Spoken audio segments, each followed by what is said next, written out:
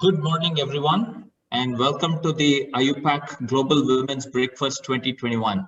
Thank you very much for joining us, and a warm welcome to all of you, as well as to all of our distinguished panelists here. Now, successful events held over the last 2 years have demonstrated the need to build a network of both women and men working together to address the barriers and inequalities faced by women in science. The latest UNESCO Institute for Statistics fact sheet indicates that overall women account for 30% of the world's researchers, with a very wide disparity across regions. IUPAC serves as a leading organization and a global platform where these difficult yet persistent issues can be addressed in a very transparent manner.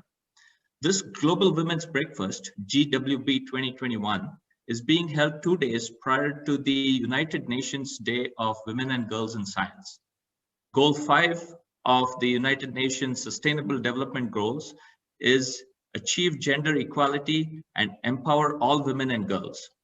As quoted in the recent Gender Gap in Science study and stated by the UN, gender equality is not only a fundamental human right, but a necessary foundation for a peaceful, prosperous, and sustainable world. Bayer is a global supporter of the Global Women's Breakfast series. My name is Arun Kumar, and it's a privilege to moderate and host this virtual discussion on behalf of Bayer in South Asia. Bayer is a life science company with a presence in South Asia for over 120 years. We're grounded in the pursuit of scientific excellence and sustainable impact on the communities where we live, work, and play. This stems from our purpose, science for a better life, and our vision of health for all and hunger for none. Bayer has been a very strong promoter of bringing on board women with science backgrounds. Over the past 2 years, through a program called Samavesh, Bayer has helped upskill female agriculture and pharmacy graduates to make them career ready for corporate roles. Bayer also works closely with the smallholder farming communities, and last year, as part of the Better Life Farming Alliance, created a special emphasis on empowering women with science backgrounds to become agri-entrepreneurs. Bayer also continues to be a strong advocate for enhancing diversity internal to the organization. We have a business resource group called WISE, or Women in Science Exchange. Now, WISE has a global footprint with over 4,000 members within the company. In fact, there's also a group called WISE Guys that encourages men to learn and be aware of gender inequities and how to combat them, be an ally, and be accountable. The topic of today's discussion is empowering diversity in science. We are thrilled to have 5 exemplary scientists join us to share their views and experiences over the next hour. And let me go ahead and introduce them. So, Dr. Shailja Vidya Gupta is the Senior Advisor at the Office of the Principal Scientific Advisor to the Government of India. Dr. Shailja received her PhD in biochemistry from the Indian Institute of Technology, Delhi. She has earlier worked with the Department of Biotechnology, Ministry of Science and Technology, where she was handling international collaborations and responsible for establishing active bilateral collaborations with Canada, Denmark, Finland, Germany, Netherlands, Sweden, Spain, Switzerland, UK, the US, and with the EU, and in establishing collaborations with NGOs such as Wellcome Trust, Bill and Melinda Gates Foundation, the European Molecular Biology Organization, the Prakash Lab at Stanford University, Noble Media, and Cancer Research UK. Dr. Gupta has been instrumental in developing the Green Barapula Drain Project. She has also established and organized the Nobel Prize Series in India 2017 and 2018 in partnership with the Noble Media. She's also helped establish the concept of Farmer Zone, which is a single window cloud service that will offer curated data solutions, leading to improved farm productivity and market connectivity for smallholder farmers. At the Office of the Principal Scientific Advisor, Dr. Gupta is responsible for the Prime Minister's Science, Technology, and Innovation Advisory Council missions on Waste to Wealth, Deep Ocean Mission, COVID-19 response, science outreach, and the National Science Research Foundation. Welcome, Dr. Shailja. We're so glad that you could be with us today.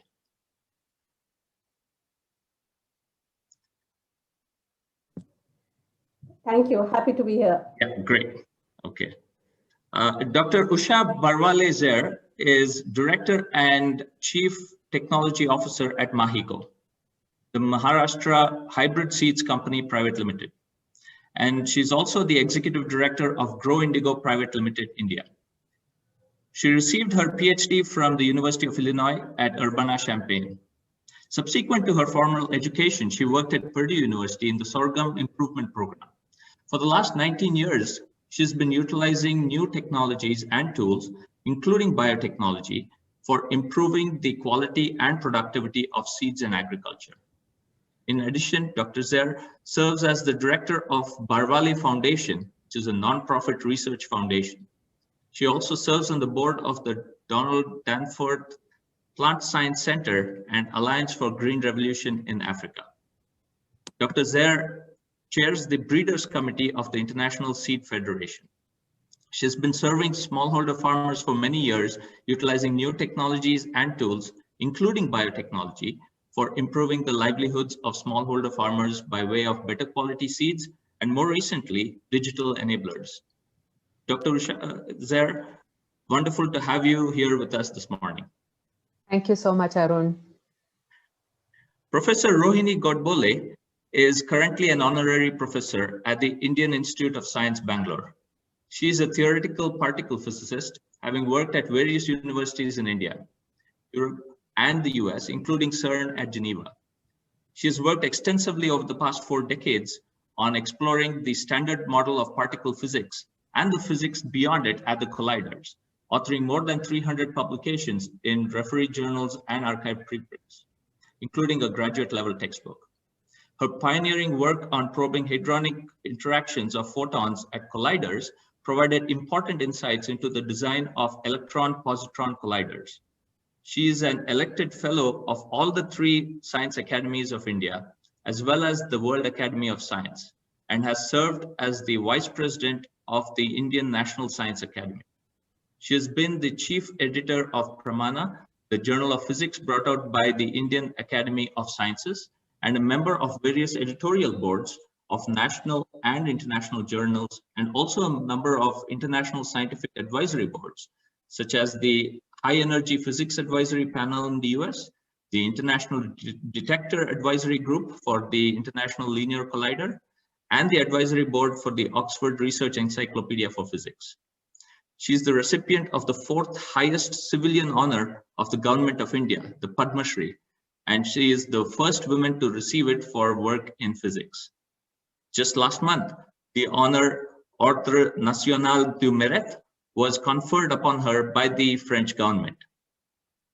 An avid supporter of women in science, Professor Rohini has worked in a number of fora to facilitate more numerous and effective participation of women in science. This includes bringing out a book, Leelavati's Daughters, containing autobiographical sketches of Indian women scientists, as well as leading surveys to determine why women drop out of science after doing a PhD. Professor Rohini, we are thrilled to have you as part of this conversation. Thank you so much for this very elaborate introduction. I am absolutely thrilled to be here and hearing very interesting things that people are doing in areas that I know nothing about. So I look forward to hearing more from them. Wonderful. Professor Zeba Seraj is currently a professor at the Department of Biochemistry and Molecular Biology at the University of Dhaka in Bangladesh. And she is working on ways for producing salt-tolerant rice for Bangladesh using molecular biological and biotechnological approaches. She's a biochemistry educator and researcher and is the recipient of Bangladesh Association of Advancement of Science Award in 1992, the Rockefeller Foundation grantee for research on rice biotechnology at Dhaka University from 1990 through 1997. She's also a life member of Bangladesh Biochemical Society and life member of the Bangladesh Association for Plant Tissue Culture. She's the founder director of a center under Dhaka University for conducting online bioinformatics classes. 7 students have done their PhDs with her, and 4 more are currently working through their PhDs with her. More than 80 students have graduated under their masters under her guidance. Welcome, Professor Zeba, and we look forward to hearing your thoughts. Thank you so much. I'm thrilled to be here. Thank you. And knowing all about Baer's work. Thank you. Thank you. Dr. K. Vidya is currently head of product development in R&D at Baer, focusing on developing tailored solutions for smallholder farmers in Asia Pacific. As the lead for Bangalore's Biotechnology R&D Center, she is responsible for establishing technological platforms and data science capabilities, contributing to product development and commercialization. Dr. Vidya has over 20 years of experience in the agriculture industry and is driven by her passion to feed the planet with innovative agricultural solutions through agile leadership, developing key talent, and productive teams. In addition to science, she's passionate about people, culture, and change. Dr. Vidya, it's a real pleasure to have you join us today. Thank you, Arun. Equally excited to be among the esteemed panelists and look forward to this session. Great. We're equally thrilled to have all of you in the audience today. I encourage you to share your thoughts and comments in the Q&A window. So there's a question and answer window. We will be recording today's discussion. And if you're live on social media, follow us at Baer and use the hashtags GWB2021 for Global Women's Breakfast, hashtag Team Baer, and hashtag diversity. So with that, let's dive right in. And my first question to you, Professor Rohini, as we start this conversation on empowering diversity in science, would you please give us some perspectives? What is the value of diversity in science? Thank you very much. This is indeed a very important question, and I hope that my answer sets the tone for our discussion. I can say that diversity and inclusion, or rather actually even better than that, for me, diversity means inclusion and equity, and this can only provide value addition to science. This is not to say that science, which has been dominated by males, and most of the times also from the Western world in the past centuries, has not progressed amazingly beautifully. But what one means by the value addition is that science being a creative activity, the more diverse the input one has, the more dimensions to the investigations into the unknown take. And that invariably adds more to the progress. And some of these things, have been now proved even experimentally. The choice of issues one chooses to investigate, especially in social sciences, health, etc., actually can be influenced by one's gender, social status, race, etc. I can give you an example of Dr. Anandibai Joshi, the first Indian woman doctor to be trained in the USA in 1883 to 1885. And in her talk just before leaving for US, she stressed the need for female doctors in India, emphasizing that Hindu women could better serve as physicians to Hindu women. And the reason was she had lost her own child, born at the age of 14. I have another example from ecological sciences. It was thought till recently that the courtship songs are sung only by male birds. Now it has become clear that the female birds also sing them, and majority of researchers who found this were actually women. Now this actually can change the way we think about evolution. In case, you thought that it was only health and, social issues, I can tell you that the first human calendar, now to be known, had 28 grooves on the bone. Now you tell me, what man needs to mark 28 days? So the first major advance in timekeeping in humankind's history was done by a woman. And we don't even realize this.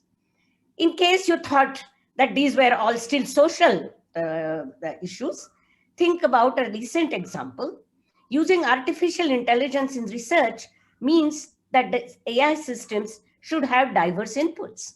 In fact, Dr. Bolwamini of the MIT Media Lab found that the AI face recognition programs failed, or rather worked only 30% of the times when tried on African American women. And the reason? they were tried only majorly on white Caucasian males because they were the people who were taking part in this development program. So I think I rest my case that there are actually, I can go on, but these are enough examples to tell us that not just the sort of very philosophical statement that we should not, we should use the intellectual potential of the 50% of the humanity. That is, of course, the general statement one can make, but one can see here examples where we see that there is a value addition to science from diversity. So thank you very much for giving me this chance. Well, thank you very much, Professor Rohini, for those powerful examples. I think it does set the stage for our conversation today as well. And Arun, we can't hear you. We suddenly lost you, the voice. yeah, can you hear me now? Yes. Yeah, okay. Oh, So, yeah, thank you very much for those powerful examples, Professor Rohini, and it does set the stage for the rest of our conversation as well. Now, my next question I'd like to direct to Dr. Usha. Dr. Zehr, how do organizations benefit from having gender balanced teams? Would you share some of your perspectives on that? Thank you so much, and good morning, everyone. It's a pleasure to be on in this conversation. Thank you, Sangeeta, for inviting me.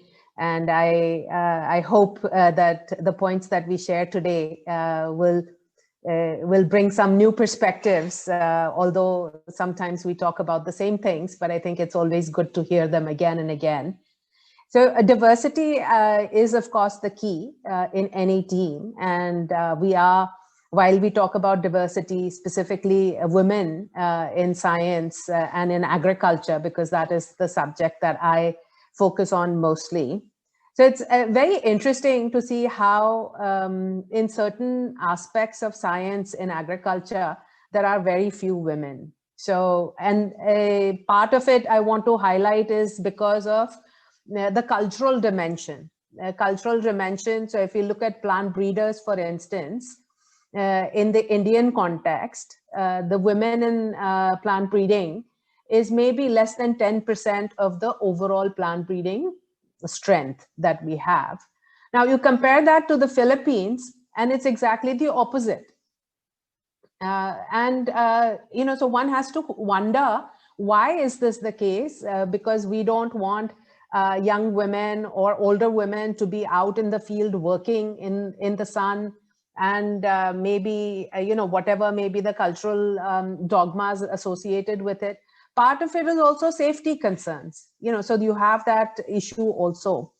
So this lack of diversity is a challenge, because then if we think about how many women are engaged in agriculture, smallholder agriculture, then that diversity is lost, that a different angle of looking at the problem is lost if we don't have diversity. So I think having diverse teams in any organization, to me, delivers excellence, because we bring many different points of views to the table, same scientific problem, but we all have a different angle to it. As a woman, our ability to, let's say from an agricultural work standpoint, I'm trying to design a machinery or a plant type, and a plant type is six feet tall, but for a woman, it's a challenge. But if you had a woman on the team, it'd be much easier to highlight such. I mean, I'm just using this as a very simple example of how having diversity in the team brings different viewpoints and reduces bias significantly. So any bias you might have is reflected, and I always think about what kind of teams we have. And so as I was mentioning, the plant breeding community, it's mostly male dominated. And so you're not getting that perspective, and how do we encourage that to come in? And as an organization, we are always looking for women plant breeders.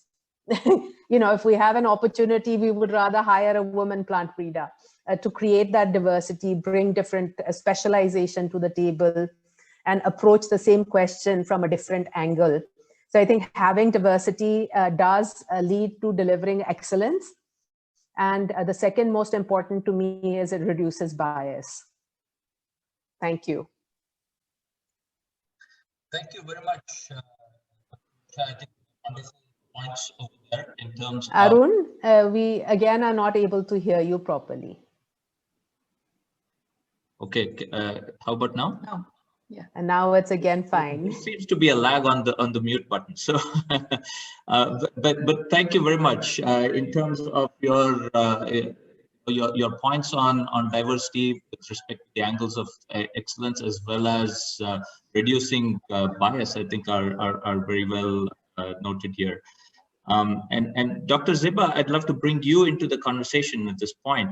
Maybe you can build on some of these topics that were suggested. But really, what I'd like to understand from you is what are the two biggest challenges, perhaps, that you see for women in science? Okay, so thank you so much, Arun.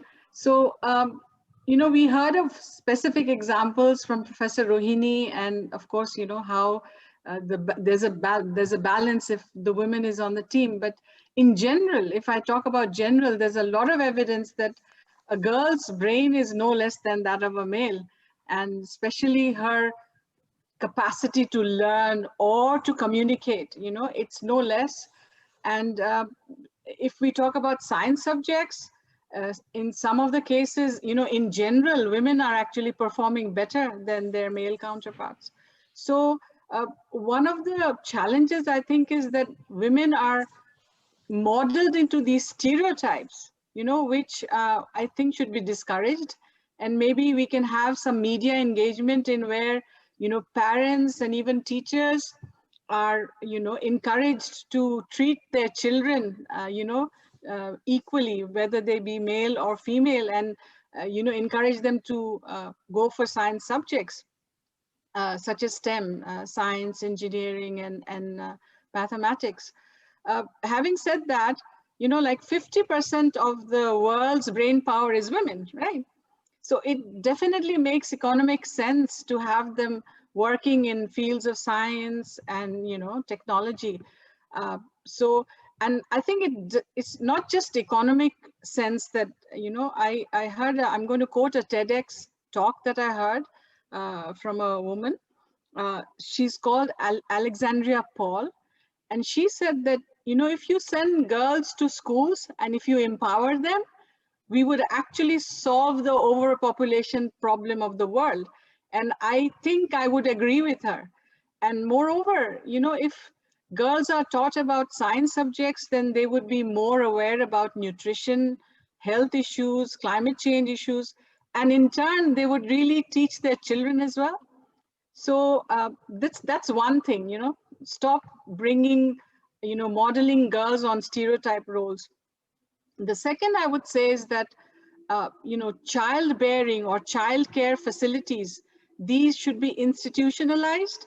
And for developing countries like, Bangladesh and India, the government should play a major role in, making sure that these childcare facilities are available locally and in every state. So that, women can focus on their chosen career, And the other part is, I think, mindset should also change, that the responsibility of child rearing, it's not just the mothers, it's the fathers as well. So that's my take on it.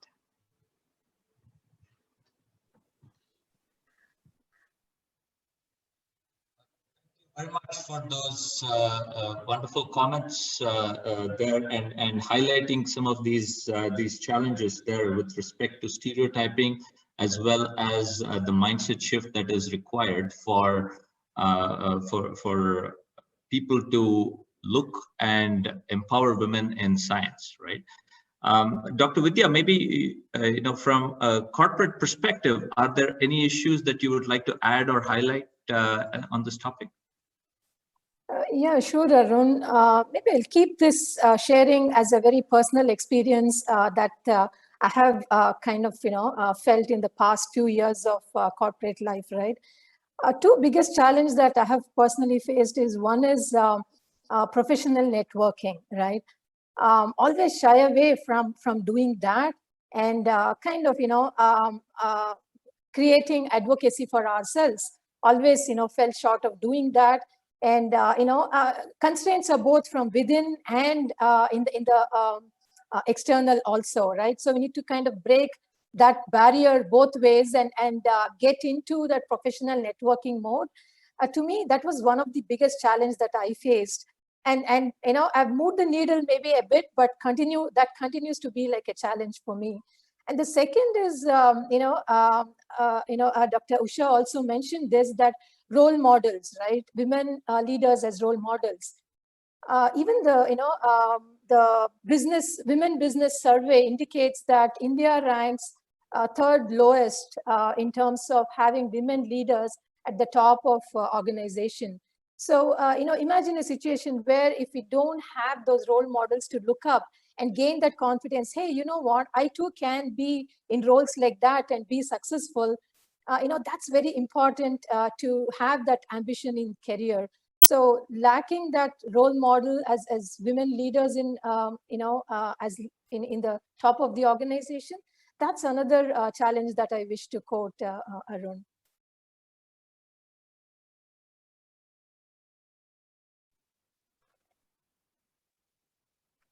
Yeah. Thank you.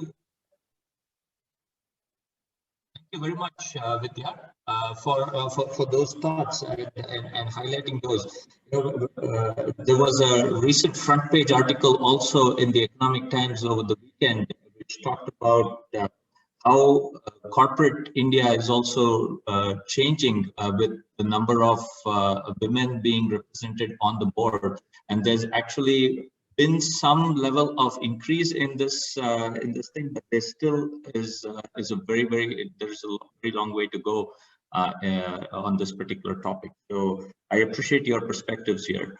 To our audience, I would love to hear your questions and comments, right, on the issues that have been raised so far.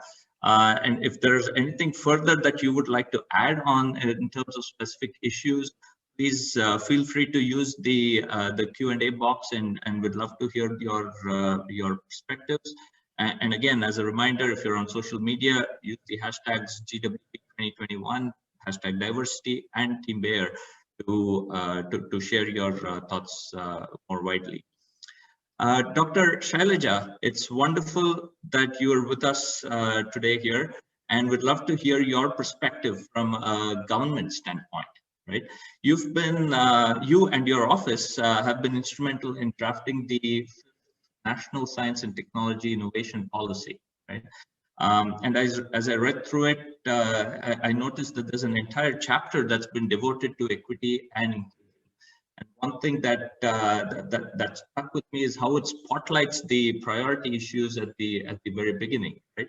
Of the thing. So maybe you can comment a little bit about the government, how the Indian government is taking to promoting women in science, and also the thought process, and also further ideas that you have about the Indian new science and technology policy, innovation policy framework that the government's developed.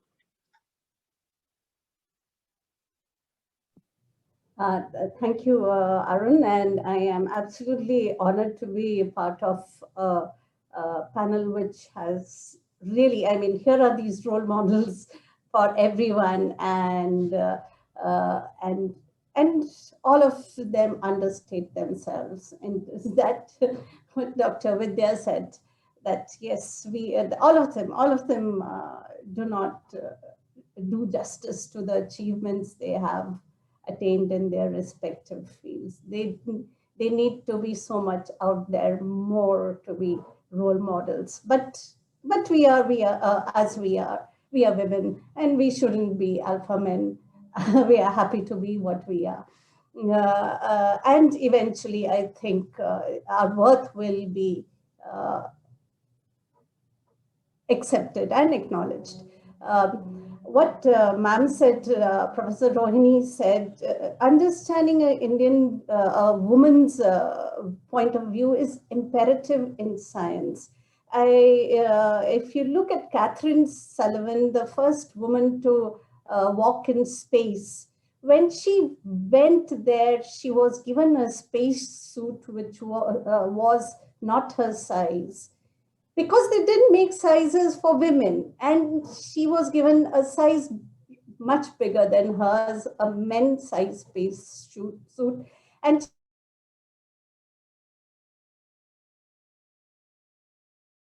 okay, now if I tell them that this woman and she cribs about about what is available or what is not available, and I will be not selected for the space walk. And so she went ahead with the larger suit. So this is an example of how women are excluded. I mean, there might have been women who could have come in earlier if people were already making space suits fitted to them. And because they were not thinking as women being capable of a space program and being able to go out into the space, they were not creating suits for them. And there might have been more timid women who, because it's a very strict selection process to go out into the space. It doesn't just happen overnight. And people have to go through stages and stages before they reach this finally selected space. And women get, because they're not, the things are not catered to how they should be. About agriculture, I mean, there are implements. Women, as we know, are our biggest task force in agriculture research and farming. I don't know about the plant breeders, and that could be a possibility, but in the ministry, our ICAR has a substantial percentage of women researchers. I think about 30% to 35% of IARA scientists are women researchers. It could be even 50%, and Professor Godbole might have better statistics than I have. But when we look at the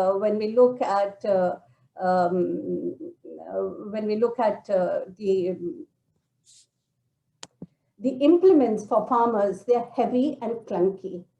So when we were working with women farmers, one of the requests was, please make the implements lighter. Please make the implements which we use, not the men use, make them lighter, make them the kinds we can use. So a woman's perspective in science and technology is so very important. We cannot overestimate it. Of course, we have feminist men leading our science organizations. And I would say Professor Vijay Raghavan, who's the principal scientific advisor to the government of India, is one of them. As is, I would say, Secretary DST, Professor Ashutosh Sharma, and Dr. Shekhar Mande. And we have a woman leader as a Secretary, Department of Biotechnology. So it is natural that the science, technology, and innovation policy has emphasis on women, and inclusion is there. And so I think the STIP policy and the gender inclusion chapter is one of the most forward-looking in the country.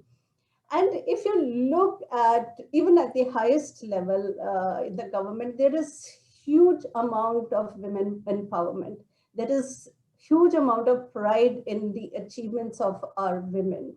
So I think slowly this will percolate down, and this will happen. The women exclusion is very cultural. It is a mindset in men. It's a mindset in our society, which will take a very long time to go away. It hasn't happened in the most developed countries of the world. USA is still struggling with it. Europe is still struggling with women inclusion. But I think given our own lag period of women education, I mean, we started getting educated, women started getting educated much later than the Western world, and that we have been given, we were given constitutionally equal rights right in the beginning, while the American women had to struggle to get their constitutional rights for maybe 150 years to be able to vote. Given that, I think Indian women have more reasonable, I wouldn't say it's the best, and there's a lot more to be done, but a reasonable starting point. But a cultural mindset needs to change a lot. The way men perceive women needs to change a lot. We cannot network. We wear our saris, we wear our bindis. The stereotypical image of a woman need to go. We have minds, we can wear a sari, we can wear bindis, but that does not make us only housewives. Even our housewives are educated. I have great respect for our housewives. They are Indian housewives contribute a lot to the nation building. But the stereotypical image of women need to go, that women are only capable of this and not that. I think we just because our mindsets, and I think somebody mentioned that we have 50% of it is whether we are taking up bringing up our children, or whether we are contributing to nation building, or to in our roles of being within the government or within the science community, or every time we are making our contributions to nation building, even when we are bringing up children who are educated, civilized citizens of this country. And that should not be understated or under this thing. Till the time we acknowledge that every woman is contributing, even when she's sitting at home, I think we have to accept that, we have to acknowledge that. And only when we start acknowledging it, that we become a really, truly great national power. I think that's it.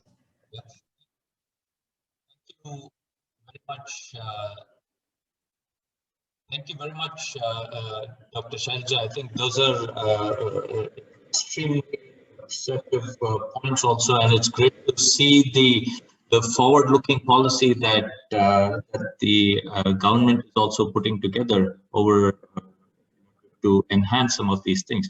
Your examples also about how we should include a very diverse perspective in terms of farmer implements, for instance, or tools that people sending into space, or from that time that we can also put to use in India, especially when it is, like you said, one of the largest task forces in the country, driven by women. I think is extremely important for us to take to heart and work on.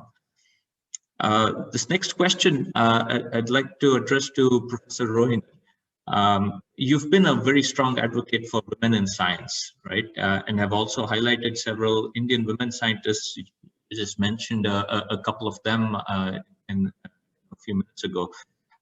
What are your suggestions to strengthen women empowerment? I think you're on mute, Professor Rohini. One of the biggest problems, yes. Okay, so thanks again for all the panelists, because I think they have made my job very easy. They have addressed very important issues. So I can kind of jump right in the middle of it. I want to address at this point only issues that are specifically for women in science, because in general, career and family balance is something that all women who are professionals have to face. And indeed, there are, lot of discussions that one can make, and there there exist things, various measures, and they are essential in the case of women in science as well. But in case of women in science, there is an extra impediment. And that has to do with the fact that in women in science, and also for women in corporate who want to sort of go towards leadership, there is an overlap between the biological clocks and what I call professional clocks. At the same time, both the clocks are ticking. Now, some people sometimes wish to take break at that time or go slow, and that can be a little bit of a setback. And if that's what those women think that they can best, they wish to do, that's also fine. And for them, one should have schemes so that they can get back to their profession in full swing once after their break. And that those kinds of schemes actually do exist right now, both in industry as well as in departments of science and technology, DBT, and so on. But some may not want to do that. And ambitious young women who aim to rise to the top, who want to become the scientific leaders, who want to become the corporate leaders, may not really want to do that. And what they need is support structures in this difficult period when they're negotiating this speed breaker in the career. And this is something, this overlap of the two clocks is something which is extremely special to a life in science. And therefore, considerations of academic age versus physical age might have to be made. And this is, I think, these two things, a support in this early period and academic age versus physical age is very important. As a matter of fact, Chemistry Nobel Prize winner Donna says, we need to ensure that women feel welcome and enabled to contribute fully to the society in whatever way they feel is important to them. Exactly what Dr. Shailja said. Whether it is being moms or being involved professionally or some combination. And there need to be support structures which will help women achieve that. And particularly, as I said, for women in science, they need to be there in the, particularly more in the early stages. And this brings me to the second point. Most of the time, these support structures do not exist or do not get developed because we have a mindset which has to be changed. We have to develop a change in the mindset that science is important for women and women are important to science. Once the scientific community realizes the first part, that science is important for women who participate in it, they're not doing it as an extra time duty after they have finished all their other quote unquote duties they're supposed to take care of. Then once this is gone, there are a lot of steps that the institutes, science community and society can take. And therefore, the most important thing is to inculcate this awareness that science is important for women and women are important to science. And also, there needs to be a change in the mindset of women themselves who realize that they should not try to be super persons, but develop their own support structures. Supports, what do I mean by support structures? Good creche, gender neutral schemes for people to come back to science so that dual careers can develop, and considerations of academic age. And actually, I'm arriving at these conclusions or these recommendations from the statements made by almost all my contributors to Lilavati's daughters who were successful, and they acknowledge that they could be successful because they build the support structures. So the measures suggested in STIP 2020, that is the Science, Technology, Innovation Policy that Dr. Shailja mentioned, and which actually I had the honor of chairing the committee, which was looking at the gender inclusion, equity and inclusion chapter. I find that many of those suggestions that have appeared in the final policy are very, very progressive. They acknowledge many of these issues. And I think acknowledging is the first step. And I'm looking forward to having more specific policies, which in fact address the issues that I have just now mentioned. So thank you very much again, and for giving me this opportunity. I'm done. Thank you very much, Professor Rohini. I want to just read out a couple of comments also that have come in on the box from some of our audience, and very briefly. So Malvika Dadlani, she says that we have certainly progressed in terms of girls pursuing science education, and many of them have shown outstanding performances at university levels, right? Even after entering a career in science, strangely, they remain somewhere mid-level and sidelined. And social change is required to build gender-sensitive societies supported by steps in governance that is required at every level. An improvement in safety and security to enable women to work all the time will help, right? I think that's a fantastic point that was made over there. One other point also is that women empowerment is key to resolution of many mainstream issues. And I think there's a question that's also related is, what are the thoughts of this panel on creating gender neutral work environments which can indirectly add value to women empowerment and creating women leaders? So I think some of these topics you also addressed, and Shailja on this. So thank you very much for those comments, your audience, and keep them coming, and we'll get your questions also shortly. Now, maybe to Dr. Zeba, Bangladesh is actually quite progressive in terms of women's representation in workforce, right? And also across different sectors, whether that's government, academia, and industry. But can you share maybe a couple of insights from Bangladesh, maybe one or two insights that that has worked in the country? Yeah, thank you, Dr. Arun. So the Bangladesh's government, right from the get-go, they have been very sensitive or sensitized about women equality and gender issues, and they've done a lot to empower women. So one of the ones that I like the best is that our government, they made a rule that any superior shall be addressed as sir, whether male or female, and I like that very much. Also, any sort of salutation, it has been made gender neutral, so that it's just sir. There's no feminine version of either teachers or civil servants. So that's one thing. And then again, there are quotas in parliament for women, then in the civil service, in the armed forces, in the police.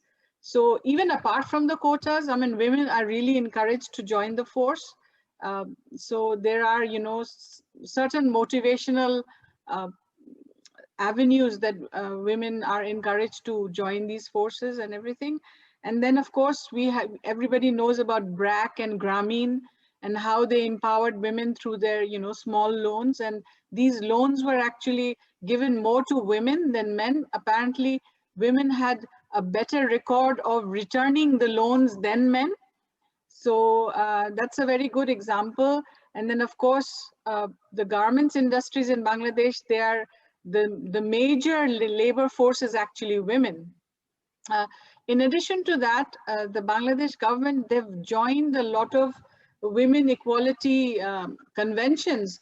To name some of them, these are the Human Rights Convention, which, for gender-based equality. And then you have the Convention on Elimination of All Forms of Discrimination Against Women. These are international bodies. Then the Vienna Convention and ILO conventions. In addition, Bangladesh has formulated a national women's development policy in light of the conventions that they've signed. And currently this policy is being updated according to the Sustainable Development Goals. So, Bangladesh is really making a conscious effort, at least, from the government level, to take an issue with women equality issues. So. Great. Very much.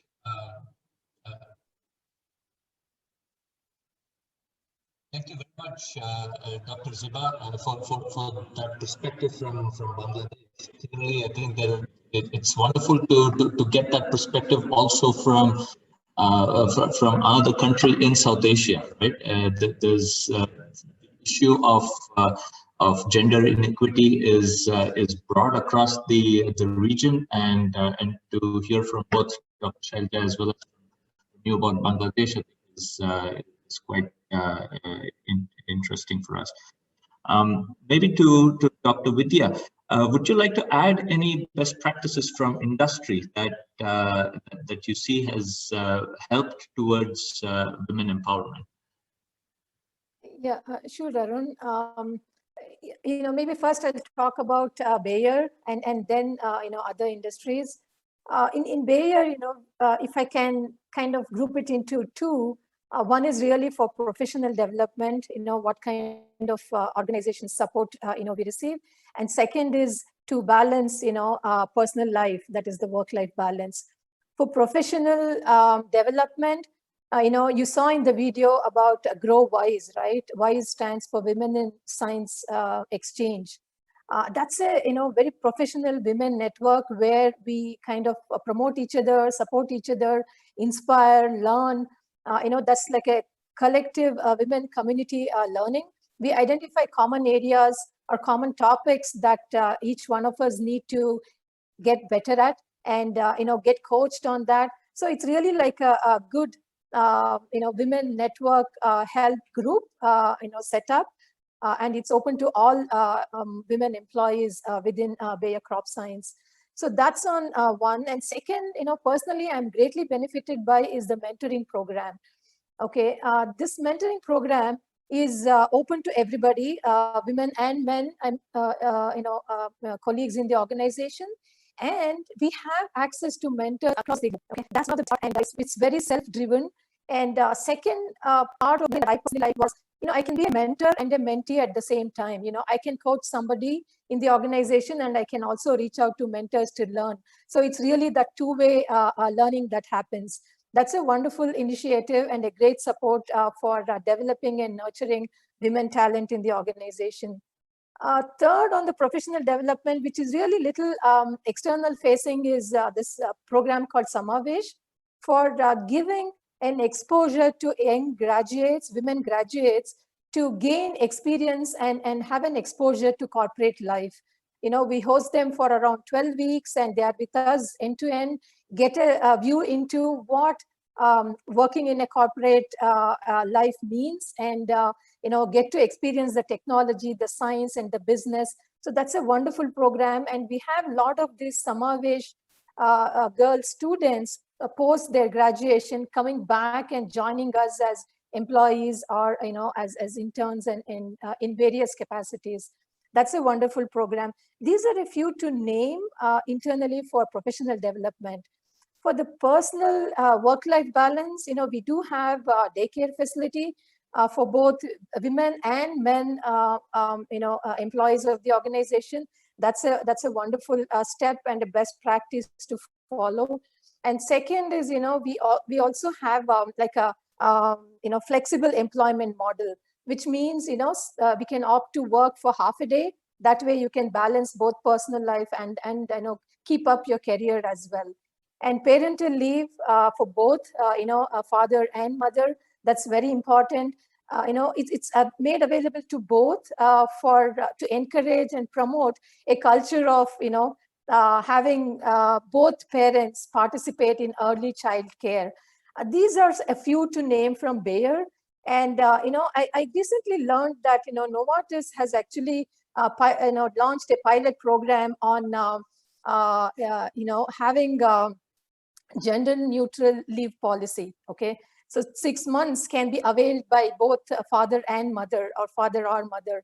I thought that's wonderful start to make a parental leave gender neutral. And also one other best practice I liked was from Accenture, where they have a program called to support returning mothers. Professor Rohini mentioned this. How do you get, after a break, after the maternity break, how do you seamlessly get them back into work and make them feel welcome, and they haven't missed out on a lot, and help them to catch up. So that's another. I think they have like around 600 maternity leave coaches that is allocated to some of these returning mothers. And I thought that's a wonderful practice to promote and get women to, keep up and stay high up in the career path. Those are a few to name, Arun. Much, Vidya. I think those are strong examples that share, especially neutral policy. It goes also to the point. We can't hear you. Cannot hear you. Okay. Yeah. Okay, now. Yeah. So great points over there in terms of the highlights that you shared, and especially with regards to the general neutral policy and the maternity coaches for people. There's actually a lot of questions about networking, and I may come back to you today to ask you a little bit more about the value of mentoring and networking there. So that'll be good. Please keep the questions coming. I think it's really good to see this audience participation over there and have a good Q&A. Very quickly, Dr. Usha and Dr. Shailja, maybe you can share your one or two things that made you successful in your career. Just very quick highlights of things that really helped you. Maybe one thing given the time. So Hey, Arun, thanks. I'm not so sure about making us successful, but I see there's a question as well in the Q&A from Sarita Bal, and she raises a point about urban versus rural. And I think this really ties into at least my story. So I'll talk very briefly about that. Most people probably don't know, but I grew up in a very small town in Maharashtra. Now it is a district headquarter, but when I was growing up, it was a taluka place. And so the question which many people sometimes assume that you have the opportunity because you were born and brought up in big city with resources and so on and so forth. And actually that was exactly the opposite in my situation, where in a small town, and I studied in a Hindi medium school. And then when I started in college, I struggled a lot because English was a problem, and studying science was also a challenge. So what really worked for me was that from the very early age, my parents were staunch supporters. And to complicate matters, I'm one of 5 girls in my family, and I'm the youngest of the lot. So you can imagine, at that point of time, what kind of societal pressures were there for educating girls. But my parents, both my mother and father, were very strong supporters. And I think this is what was a key driver in me continuing to pursue, because they instilled this belief that you can do anything if you put your mind to it, and there's nobody who can deter you from it. And I was very, very fortunate that when I went for my PhD program, that my advisor had a similar mindset. And so he would push you like anything to make sure that you were doing the science that he expected from you, just like any other member in his team, but also extremely supportive because of your, you came, so going to the US and studying and being from India. And so it was very sensitive to all of those dimensions as well. And I think these are some of the things. So what Professor Rohini mentioned also, having mentors or people you can look up to and who support you, that support network is critical. So this would at least has been my experience. Thank you. Thank you, Dr. Usha. Dr. Shailja, your career share? So Arun, I presume you're asking me the same question because there's a lag in the... Yes. It's about your career in government. Is there something that that you'd like to share from your experience? I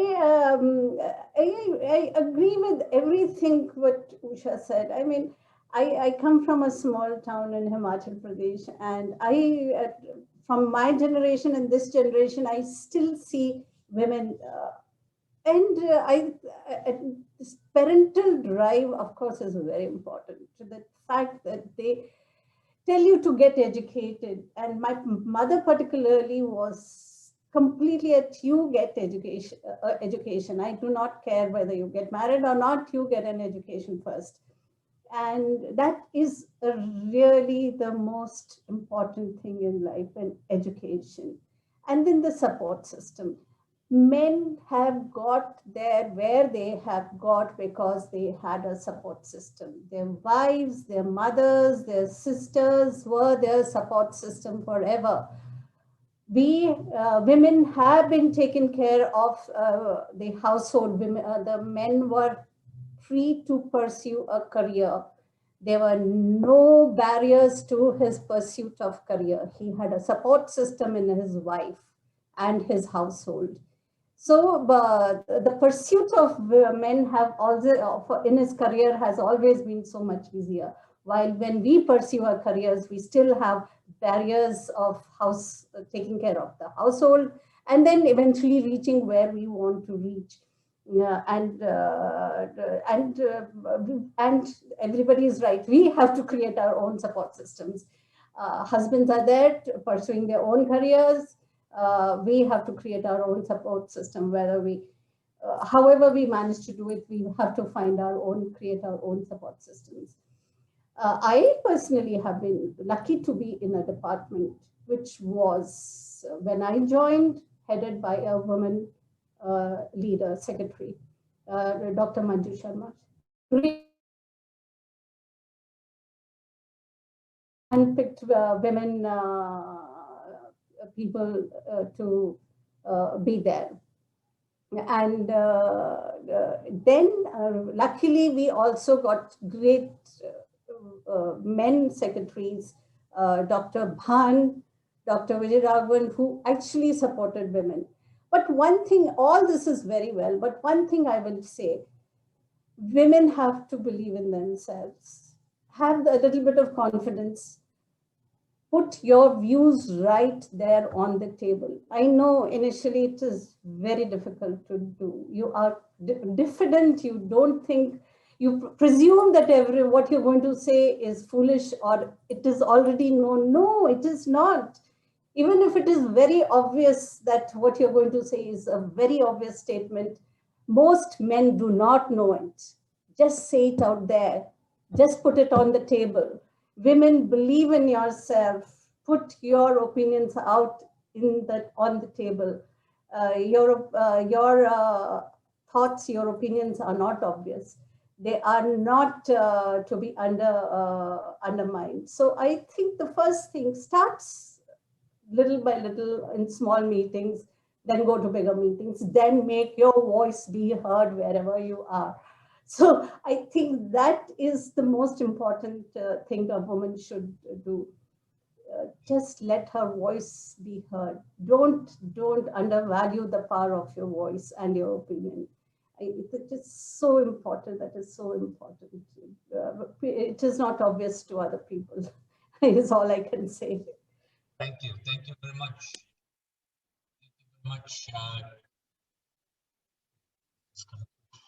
Thank you very much, Dr. Shailja. Thank you for that that view, and yours as well, Dr. Usha. In this, I think we are coming to the close of our time, and a lot of the questions have come in, have already been touched on by the comments that you have all made, and I'm sure there's a lot more that we can go through. But one question stood out for me in particular over here. Now, what is your opinion that diversity and inclusion should be addressed at early stages, probably in schools or colleges, versus at later stages, forced by female reservation or things? Maybe, yeah, do you want to take that? Both very quick answers, right? Dr. Shailja and then Dr. Rohini. I think inclusion right in the beginning. The boys need to know the girls working with them can play football, they can play cricket, and they can make machines along with you. They need to understand that first and foremost. So right from the school, ma'am. Thank you.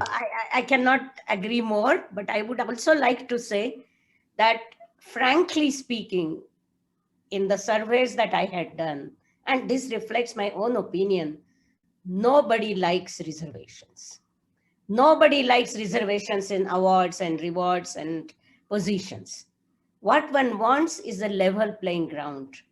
And to get that level playing ground, you just need to start, as she correctly said, from school, because it is the same children who are going to become colleagues, who are going to become decision makers. Right now, unfortunately, it is men who are making decisions. And they are aware of the biases that they carry, the invisible biases. The level playing ground can be reproduced. And in fact, that is one of the most important things, that at every level, not just at the student level, you need to make people aware that there are unconscious biases which come due to our way of thinking. And I'm not so pessimistic that a social change takes time. I mean, the first woman doctor was in 1885. And 1885 also the ordinary science education for girls in India started. So fine, if we make a concentrated effort, social change can come, and that is the real way of going forward. But I compliment from what I heard from Dr. Vidya about the various efforts that Bayer is doing as an institution, because I think that's an important part. Thank you very much. Thank you very much.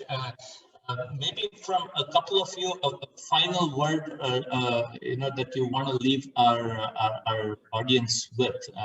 Professor Zeba, would you like to share one Yeah. very quick thought? Okay, my final point, thank you, Arun.